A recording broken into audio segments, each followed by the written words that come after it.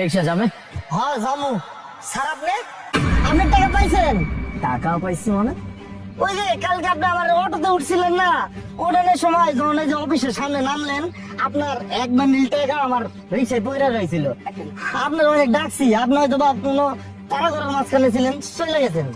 আচ্ছা আচ্ছা, তাই তো বলি। আসলে আমি আমার টাকাটা খুঁজছিলাম, আমি ভাবছিলাম যে আমার টাকাটা কোথায় পড়ে গেল। বাই দ্য ওয়ে, দাও টাকা দাও। টাকা তো আমি দিয়েছি, কেন আপনার দেয় নাই? টাকা আমি পাবো মানে? কার কাছে দিছো? কি কইতেছেন? আপনি যখন ডাকলাম আপনি তাড়াহুড়া করে ভিতরে চলে গেলেন, আপনি পিছে পিছে যাইতে ওই যে একটা মোটা করে মাইয়া সুন্দর করে আপনার ম্যানেজার হারাতে দিছি, দিয়ে কইছি হ্যাঁ যেন আপনার এই টাকাটা বুঝে যায়। কেন আপনার টাকা দেয় নাই? ম্যানেজার, বুঝতে পারছি। আচ্ছা তুমি আমাকে ছোট্ট একটা হেল্প করতে পারবা? মানে একটা উপকার করতে হবে। আমি আর আপনার কি উপকার করতে পারি? না তেমন কিছু না, জাস্ট আমি যা বলবো হাতে হা নাতে না মিলাইলেই চলবে, পারবা? হ্যাঁ পারুম। ঠিক আছে, তাহলে চলো আমার অফিসে চলো।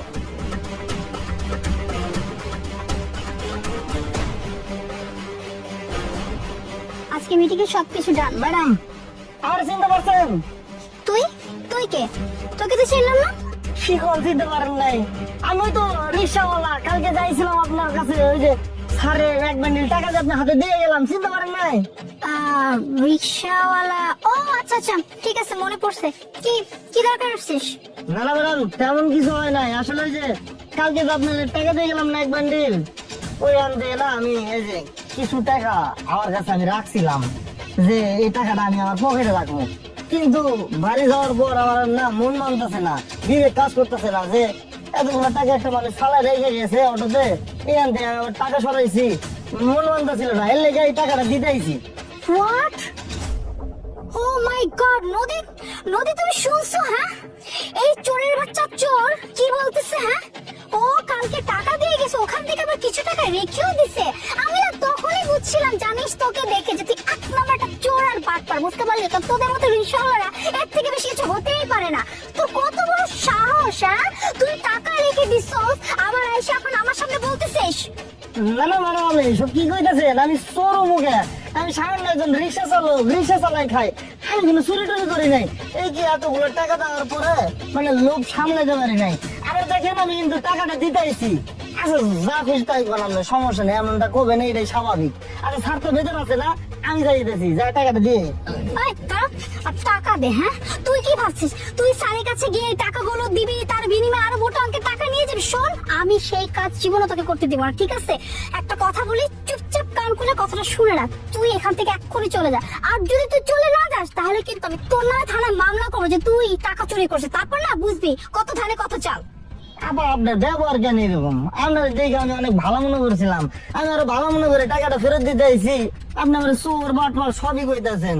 আচ্ছা যাই হোক, টাকাগুলো আপনি স্যারে বুঝাই দিন। এই চোরের বাচ্চা চোর, তোর কাছ থেকে এখন আমাকে শুনতে হবে আমি কি করব কি করব না। এই টাকা আমি স্যারকে দেবো কি দিব না, নিজের কথা নিজে চিন্তা কর। তুই যদি আর একটা সেকেন্ড এখানে দাঁড়াইছিস না, তাহলে কিন্তু জেলের ভাত খাওয়া তোর জন্য একদম নিশ্চিত হয়ে যাবে। যা এখান থেকে। আচ্ছা ঠিক আছে, যাইতাছি, ফাইন। নদী নদী, মাই গুডনেস, এতগুলো টাকা ওই চোরটা রেখে দিছিল। থ্যাংক গড যে আমার সামনে চলে আসছিল। এটা যদি স্যার কোনোভাবে চিনে যাইতো, বুঝতে পারতো আমার কি হইতো। এক কাজ করি, এই টাকাটাকে সরাই ফেলে স্যার দেখার আগে, নাহলে অনেক বড় মুসিবত হয়ে যাবে। মোনা, বলছিলাম কেউ আসছিল, কিছু দিয়ে গেছে? স্যার না তো, কে আসবে? কেউ আসে না। আর কেউ যদি আপনার খোঁজে আসতো, আমি কি আপনাকে ইনফর্ম করতাম না স্যার? শিওর কেউ আসে নাই, কিছু দিয়ে যায় নাই? না স্যার, কেউ আসে নাই। আসলে আমি বলতাম, আর এই যে আমি আর নদী আজকে যে মিটিংটা আছে, মিটিং এর সব অ্যারেঞ্জমেন্ট করে আমরা জাস্ট গাড়ির ওখানেই যাচ্ছিলাম। আচ্ছা ঠিক আছে, এক মিনিট। এই যে এদিকে আসো, দেখেন তো ওনাকে চিনতে পারেন কিনা? বাবা চিনবো বলতে না স্যার, আমি একে চিনি। এ কে? আমি তো জীবনও দেখি না। এ তুই কে রে? ওই ম্যাডাম, ওই মিথ্যা কথা বলতেছেন কে? আমার চিনতেছেন না? আমি ওই রিক্সাওয়ালা, ওই যে কালকে স্যারে যে টাকা পড়ছিল আপনার হাতে দিয়ে গেলাম, কইলাম না স্যারে বুঝাই দিন। আর কালকের কথা বাদ দেন, আমি তো আপনার 1 মিনিট হয় নাই, আপনার আবার টাকা দিয়ে গেলাম, যে টাকাগুলো সরাইছিলাম এই টাকাগুলো স্যারে বুঝাই দিন। এখন আমার চিন্তাছেন না আপনি? কি বলছিস সেগুলা? আমি তোকে জীবনে দেখলামই নাই, ফার্স্ট টাইম তোকে দেখলাম। আর টাকা কিসের টাকা? কি টাকা দিয়ে গেছে? স্যার স্যার আমি ওকে একদমই চিনি না। কে আর কাকে নিয়ে আসছেন স্যার? আমাদের মিটিং এ দেরি হয়ে যাচ্ছে স্যার, আপনি এখন এসব ঝামেলা বাদ দেন, আমরা মিটিংটা অ্যাটেন্ড করে চলেন। হায় হায় মাইয়া কি মিছা কথা কইতেছে স্যার। আপনি কাম করেন স্যার, আরে আপনি তল্লাশি করেন।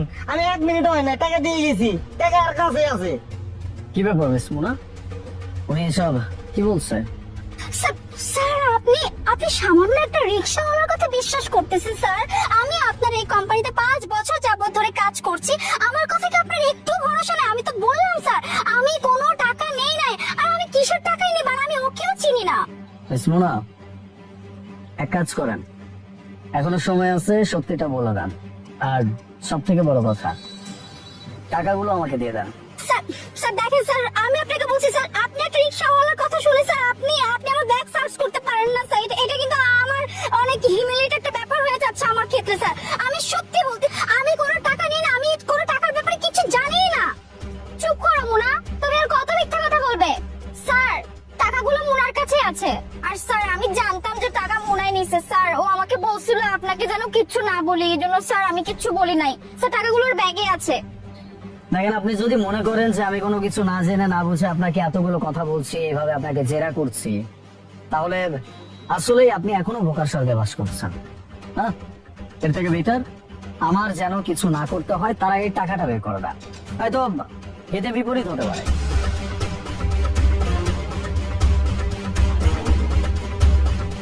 হায় হায় দেখেন স্যার, দেখছেন টাকা বেরোইছে?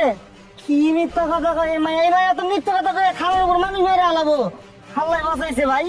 আমি মনে করছিলাম কি বড় লোক মানুষ গো, বড় মন হয়, হ্যাঁ তো দেখি সুর বেরোইছে, আমার সুর বানাইতেছিল। আল্লাহ বাঁচাইছে আমারে, আমারে গরিব বানাইছে, রিক্সাওয়ালা বানাইছে। আলহামদুলিল্লাহ আমি ভালো আছি, তার মতো আমি বড় লোক হইতে চাই না। আমি না ভেবে অবাক হয়ে যাচ্ছি যে একটা মানুষের ভিতরে এত লোভ কিভাবে কাজ করে। হ্যাঁ, আচ্ছা আমাকে একটা কথা বলেন তো, যে আপনার স্যালারি কত? আমি বলে দিচ্ছি, আপনার স্যালারি 80,000 টাকা। এত বড় একটা কোম্পানির ম্যানেজার, এতগুলো টাকা আপনি স্যালারি পাচ্ছেন, এরপরও আপনার টাকা চুরি করতে হবে, লোভ করতে হবে কেন? আপনার কোনো কিছু প্রয়োজন, আপনি সেটা আমাদের কোম্পানিতে বলেন, আমরা যদি পারি আপনাকে হেল্প করবো, আর যদি না পারি তাহলে সেটা আপনার পার্সোনাল বিষয়। তার মানে এই না যে আপনি আপনার কোম্পানির আপনার বসের টাকা মেরে দিবেন। এই লোকটা তার রিক্সায় আমার টাকা পাইছে, সে আপনাকে টাকা এসে দিয়ে গেছে, আপনাকে বলেও গেছে যেন যার টাকা সে পেয়ে যায়। আপনি কি করলেন? সমস্ত টাকা নিজের কাছে রেখে দিলেন। এই যে টাকাগুলো দেখছেন না, এতগুলো টাকা ওর কাছে কি এমনি এমনি আসছে? ও কিন্তু আমার বান্ডেল থেকে 1 টাকাও সরায় নাই।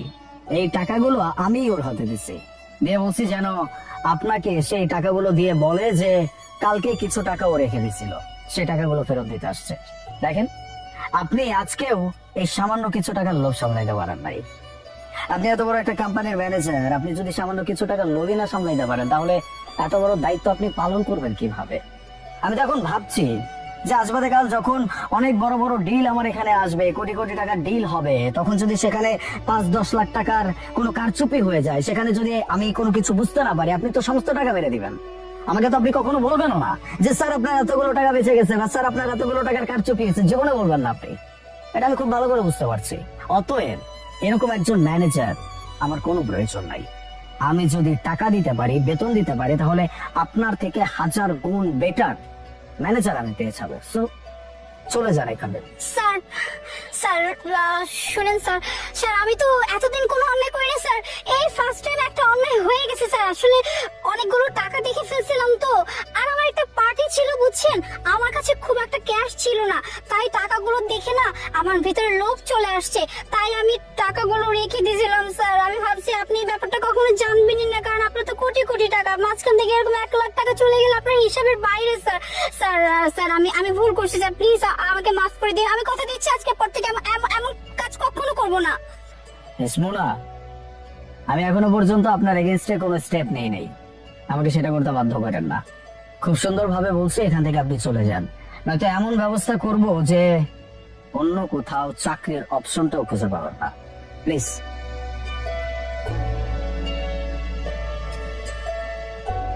স্যার যাক, আপনার টাকা আপনি পাইছেন, আমি তাহলে যাই গে, আমার আবার রিক্সা চালানো লাগবো। দাঁড়ো, বলছিলাম এই টাকাগুলো তুমি রাখো। এতগুলো টাকা আমার দিতেছেন, এতগুলো টাকা আমার লাগবো না, আপনার টাকা আপনি পাইছেন, আলহামদুলিল্লাহ, থাক। দেখো তুমি অনেক সৎ একজন মানুষ, আজকাল এরকম সততা বা এরকম সৎ মানুষ ও একদম দুষ্কর। আমি চাই এরকম মানুষ আমার সাথে থাকুক। তুমি যদি চাও তাহলে তুমি আমার কোম্পানিতে জব করতে পারো, রিক্সা না চালিয়ে। ঠিকই কইতাছেন স্যার, আমি একজন মূর্খ সূর্খ মানুষ, আপনার এই অফিসে আমি কি কাম করবো? আমার রিক্সা চালাই খাই, ওইটাই ভালো আছে। তা অবশ্য ঠিক বলছো, হয়তো তোমার মধ্যে কোনো শিক্ষাগত যোগ্যতা নাই, তবে কিছু শিক্ষিত মানুষের ভিতরেও যেটা নাই সেটা তোমার ভিতরে আছে, সেটা হচ্ছে তোমার সততা।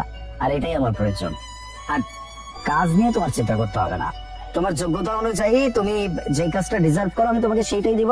আর তোমার কাজ তোমাকে অবশ্যই বুঝিয়ে দেওয়া হবে, চিন্তার কোনো কারণ নাই। আর এইটা ধরে নিতে পারো তোমার অ্যাডভান্স, আমি তোমাকে করুণা করছি না, প্লিজ। কি কইতাছেন স্যার, আপনি আমার হাসা চাকরি দিবেন? আমারও মন তো চাই যে চাকরি করে খাই, রিক্সা টিক্সা না চালাই। আচ্ছা ঠিক আছে, আপনি যত চাকরি দিবেন আমি কালকে সময় মতো আপনার অফিসের সামনে চলে আমো। ঠিক আছে। আসসালামু আলাইকুম। Miss Nodi, it's your first and last warning. Mind it.